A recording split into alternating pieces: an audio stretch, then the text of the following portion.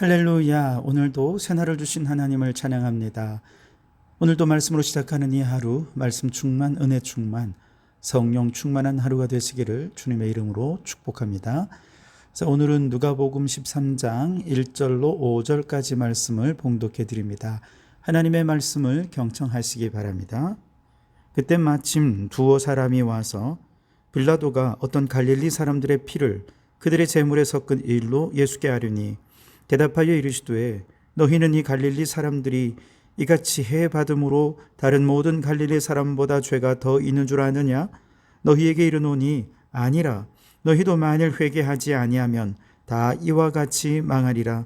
또 실로암에서 망대가 무너져 치여 죽은 18사람이 예루살렘에 거한 다른 모든 사람보다 죄가 더 있는 줄 아느냐? 너희에게 이르노니 아니라. 너희도 만일 회개하지 아니하면 다 이와 같이 망하리라. 아멘. 오늘도 이 말씀을 통해 우리에게 주시는 하나님의 음성을 듣게 되기를 바랍니다. 오늘 본문의 말씀은 다른 복음서에는 등장하지 않고 오직 누가복음에만 기록이 되어 있는 말씀이에요. 그렇기 때문에 누가복음이 다른 복음서와 달리 우리 주님이 전하신 많은 메시지를 가운데 어떤 부분에 좀 더 많은 관심을 갖고 있는지, 또 오늘 우리에게 주님의 메시지 가운데 어떤 부분을 강조하여 전하고 싶은지를 조금 더 잘 이해할 수 있는 그런 내용이다라고 이해할 수 있겠습니다. 그런 면에서 조금 더 깊이 있고 진지하게 오늘 본문을 좀 바라보실 수 있었으면 좋겠는데요. 오늘 본문은 이제 두 가지 사건을 배경으로 주님의 메시지가 전해지는데, 이 사건 이전에 전제가 되는 것이 있는데 바로 종말의 심판이 전제가 되고 있습니다. 12장에 예수님께서 종말의 징조, 시대의 분별 이런 말씀을 쭉 하신 다음에 마지막에 어떤 말씀을 주셨냐 하면, 마치 고발하는 자와 함께 법관에게 가는 일이 생겼다면 저 재판장, 법관에게 가기 전에 길에서 화해할 것은 화해하고 또 회개할 것은 회개하고 합의할 것은 합의해서 재판장 앞에 가지 않게 하라라는 말씀을 주셨어요.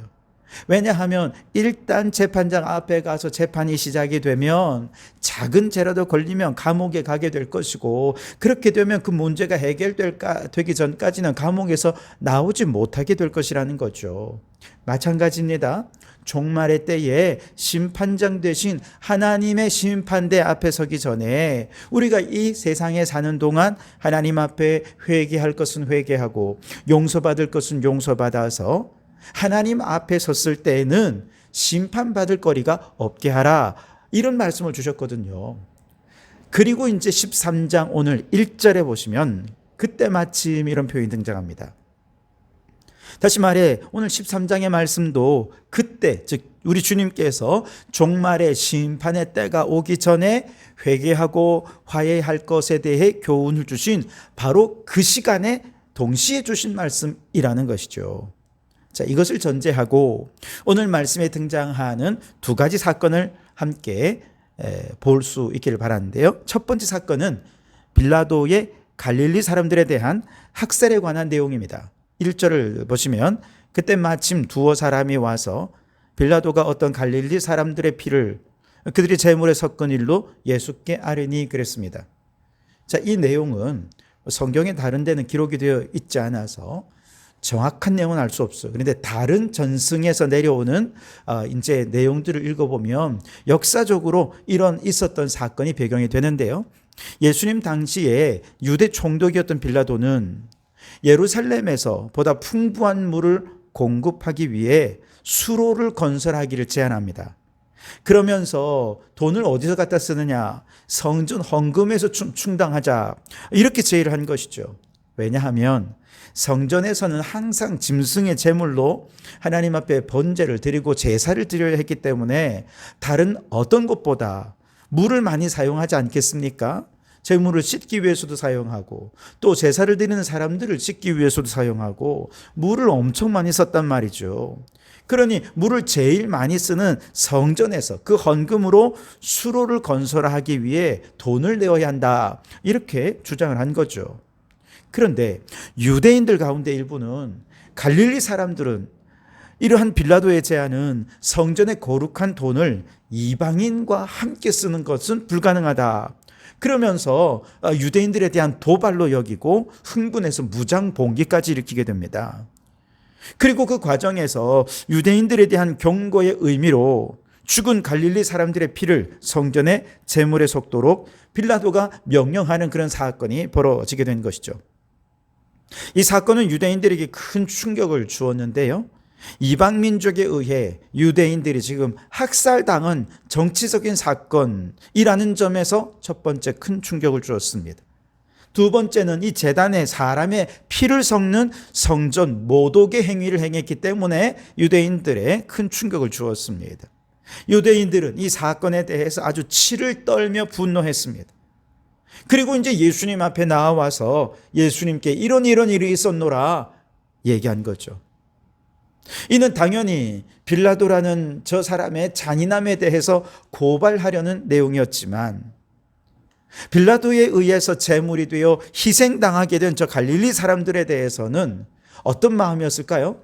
유감이나 안타까운 마음보다는 그들은 자신들의 죄로 인해 하나님의 심판을 받아 죽은 것이다.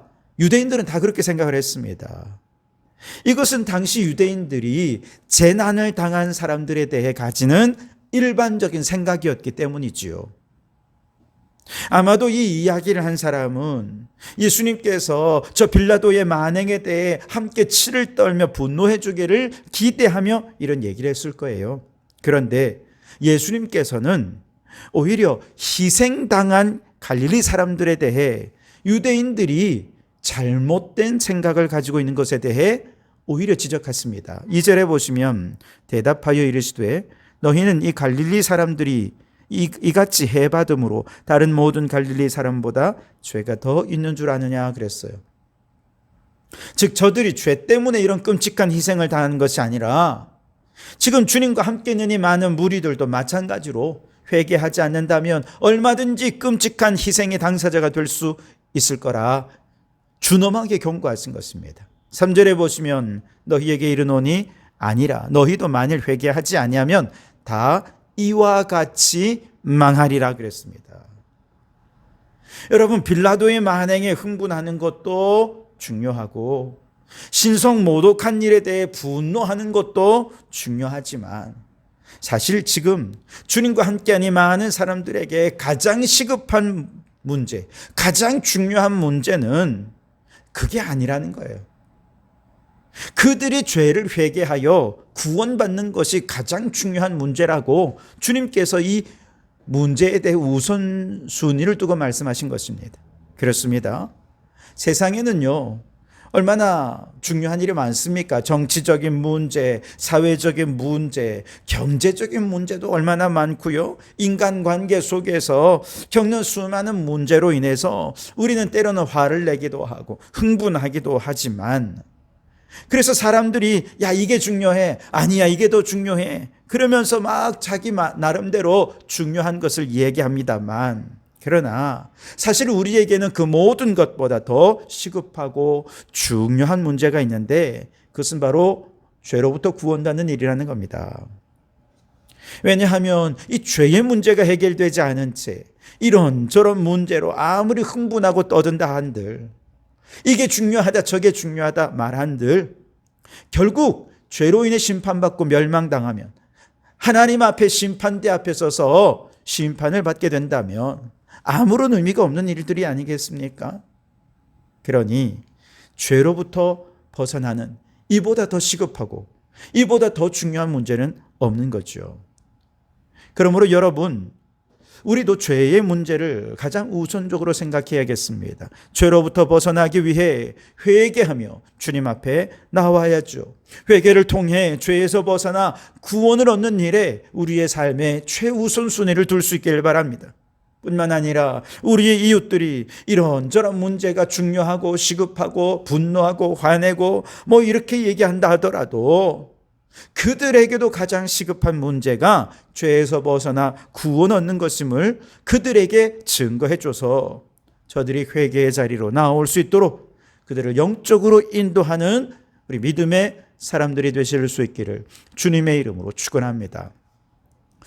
두 번째 사건은 실로암 망대가 무너진 사건인데요. 4절과 5절에 보시면 실로암 망대가 무너져 치어 죽은 18사람이 예루살렘에 거한 다른 모든 사람보다 죄가 더 있는 줄 아느냐? 너희에게 이르노니 아니라 너희도 만일 회개하지 아니하면 다 이와 같이 망하리라 그랬습니다.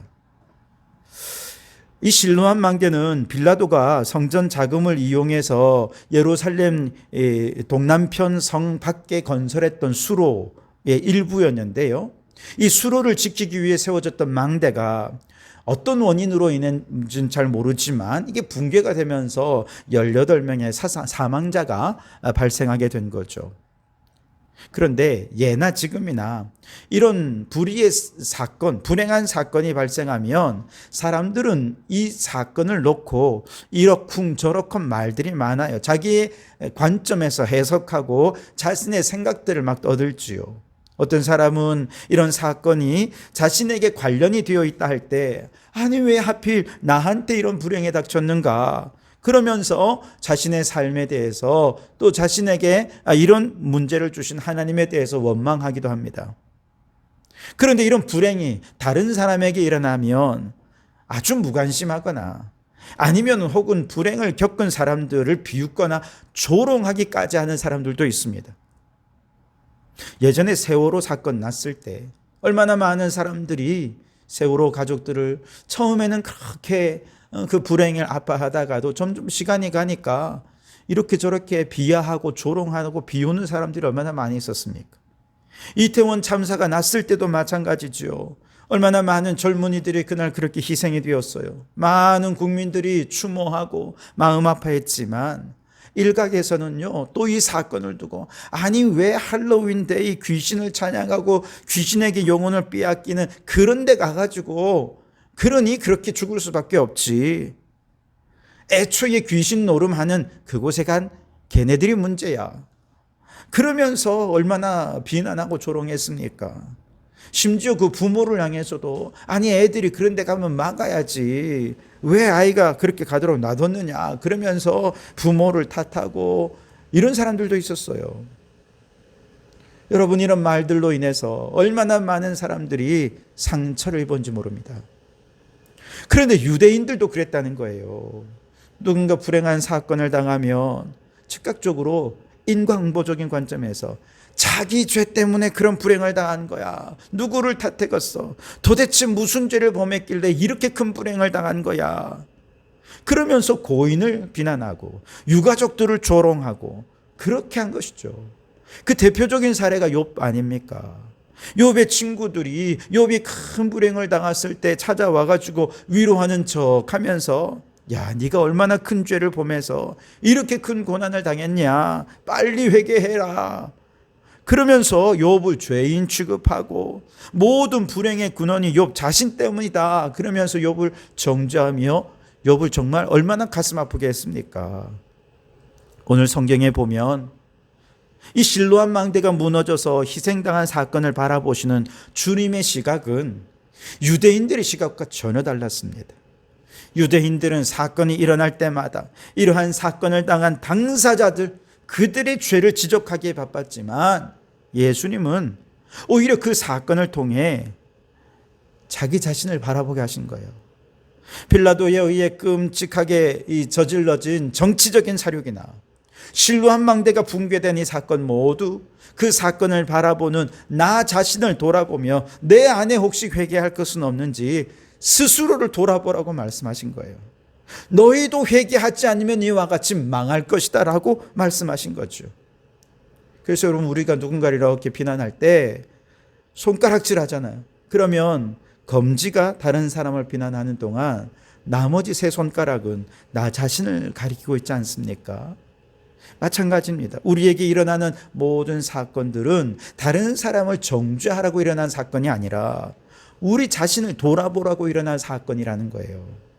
지금 이 시간에도 지구촌 곳곳에서 일어나는 전쟁과 각종 재난의 소식에 대해 우리는 남의 일이 아니라 바로 우리를 향해 말씀하시는 하나님의 음성이 그 속에 있다라는 것을 들어야 합니다.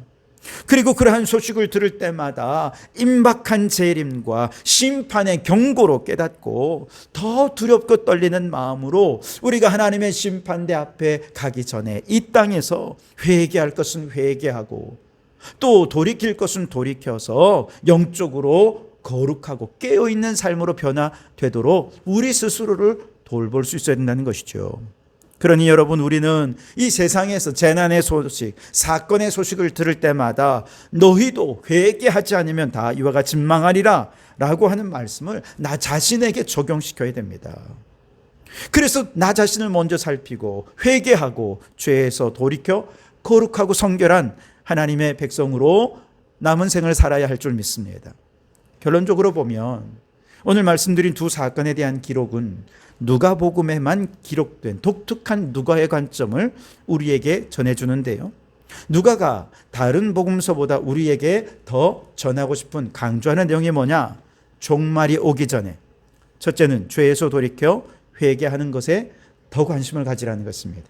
둘째로 종말이 오기 전에 남들을 향하던 시선을 나 자신을 향해 내가 거룩해지고 내가 변화되고 내가 새로워지는 일에, 그래서 하나님의 백성답게 올바로 서는 일에 더 많은 관심을 갖도록 우리에게 촉구하고 있는 것이죠.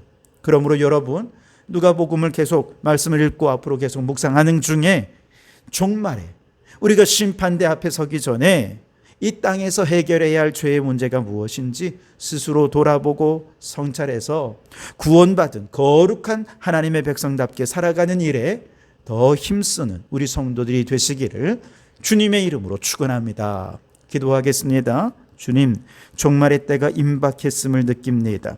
이제 주님의 심판대 앞에서 최종 심판을 받기 전에 우리가 주님 앞에서 죄의 문제를 해결하고 이 땅 가운데서 구원받는 저희들 되게 해 주시옵소서. 늘 어떤 사건을 대할 때 남들을 생각하고 비난하고 정죄하던 우리들이건만 이제는 그 모든 사건 사고들이 오늘 내 삶을 성찰하고 하나님 백성다운 삶으로 돌이키도록 하시는 주님의 메시지인 줄 알고 스스로 하나님 앞에 겸비한 자로 살아가는 저희들이 되게 해 주시옵소서. 예수님 이름으로 기도하옵나이다. 아멘.